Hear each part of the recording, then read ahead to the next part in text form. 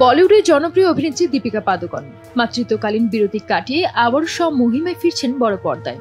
শুধু তাই নয়, ফেরার সঙ্গেই নাকি পারিশ্রমিকেও ঘটেছে বড়সড় পরিবর্তন। কালকি 2898 ADর পর এবার সন্দীপ রেড্ডি ভাঙার মেগা প্রজেক্ট স্প্রিটে দেখা যাবে তাকে। আর এই সিনেমার জন্যই নাকি ক্যারিয়ারের সবচেয়ে বড় পারিশ্রমিক নিচ্ছেন তিনি। গত বছর সেপ্টেম্বরে কন্যা সন্তান দুয়ার জন্ম দেন তিনি।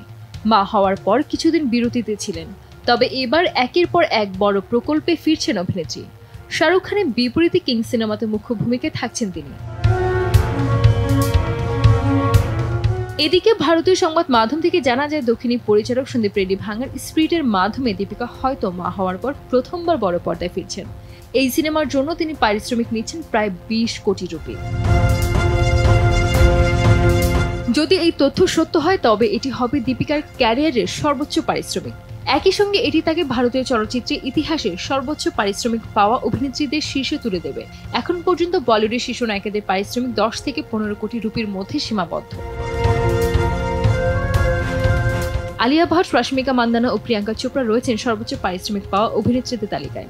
সেখানে দীপিকার এই 20 কোটির দাবি এক নতুন দৃষ্টান্ত তৈরি করবে বলেই মনে করছেন অনেকে। তবে দীপিকার অতীত ক্যারিয়ার দেখলে এই অঙ্ককে অস্বাভাবিক বলা চলে না।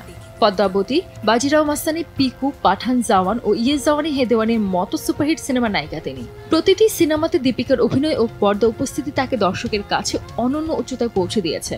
আগামী জুন-জুলাইয়ের মধ্যে স্প্রিটের শুটিং শুরু হবে বলে জানা যায়।